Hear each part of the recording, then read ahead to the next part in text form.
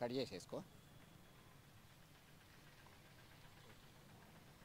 తెలంగాణ రాష్ట్ర వ్యాప్తంగా టీఆర్ఎస్ హయాంలో భూములు కబ్జా అయ్యాయన్నటువంటి ఆరోపణలు వెల్లువెత్తుతున్నాయి. మొన్నటికి మొన్న రాజన్న సిరిసిల్ల జిల్లాలో 2000 ఎకరాలకు పైగా భూమి ఇతరుల కబ్జాలో ఉంది అని చెప్పి వివాదాస్పదంగా మారింది. ఇప్పటికే 300 ఎకరాల వరకు ప్రభుత్వానికి మళ్ళీ ఇవ్వడం జరిగింది కొంతమంది ప్రజాప్రతినిధులు, ఎవరైతే టీఆర్ఎస్ నాయకులు. తాజాగా జగిత్యాల జిల్లాలో ఈ నెల 22న రాష్ట్ర నీటిపారుదల శాఖ మంత్రి ఉత్తమ్ కుమార్ రెడ్డి పర్యటించినటువంటి సందర్భంగా ఎమ్మెల్సీ, కాంగ్రెస్ సీనియర్ నేత ఎమ్మెల్సీ జీవన్ రెడ్డి ఒక ఫిర్యాదు చేయడం జరిగింది. అది కాస్త కలకలం రేపుతుంది. జగిత్యాల జిల్లా కేంద్రానికి సమీపంలో ఉన్నటువంటి నర్సింగాపూర్లో అత్యధిక విలువైనటువంటి భూములు 80 ఎకరాల భూములు అన్యాక్రాంతమయ్యాయి. 2014 ముందు ఆ భూములన్నీ కూడా రాష్ట్ర ప్రభుత్వం ఆధీనంలోనే ఉండేటివి. అయితే ఆ తర్వాత కొంతమంది ప్రజాప్రతినిధులు, రెవెన్యూ అధికారులు కుమ్ముక్కై ఇతరుల పేరు మీద పట్టా చేశారు. దర్జాగా రెవెన్యూ రికార్డులోకి ఎక్కాయి.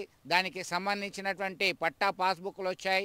65 లక్షలకు పైగా రైతు బంధు సైతం పడింది వారి దానిలో. కొంతమంది ఇటుక బట్టీలు చేస్తున్నారు, రియల్ ఎస్టేట్ వ్యాపారులు విచ్చలవిడిగా ప్రవర్తిస్తున్నారు. అవన్నీ కూడా స్వాధీనం చేసుకోవాలని చెప్పి డిమాండ్ వెల్లువెత్తుతుంది. ఈ క్రమంలో ఎమ్మెల్సీ కాంగ్రెస్ పార్టీ సీనియర్ నేత చేసినటువంటి ఆరోపణల నేపథ్యంలో, ఆయన ఇచ్చినటువంటి లేఖ నేపథ్యంలో అధికారులు గ్రౌండ్ లెవెల్లోకి వెళ్ళి పరిశీలించడం జరిగింది. అనేక అక్రమాలు జరిగాయని చెప్పి, వాటిని విస్తుపోయే నిజాలు వచ్చాయని చెప్పేసి వెల్లువెత్తుతున్నాయి.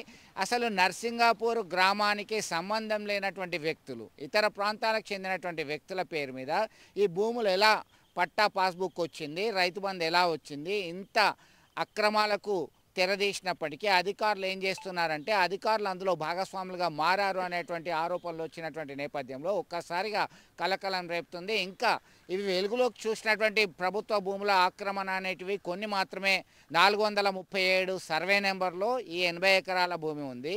మిగతా కొన్ని సర్వే నెంబర్లలో ఇంకా 100 ఎకరాల భూమి అన్యాక్రాంతమైంది. దీనికి అప్పటి ప్రజాప్రతినిధులు, అధికారుల తోడ్పాటు వల్ల ఇది సాధ్యమైంది. వీటిని మళ్ళీ స్వాధీనం చేసుకోవాలి, అర్హులైనటువంటి పేదవారికి ఇవ్వాల్సిందే అని చెప్పేసి డిమాండ్ రోజు రోజుకు వస్తున్నటువంటి నేపథ్యం అయితే ఒక కలకలం సృష్టిస్తుంది.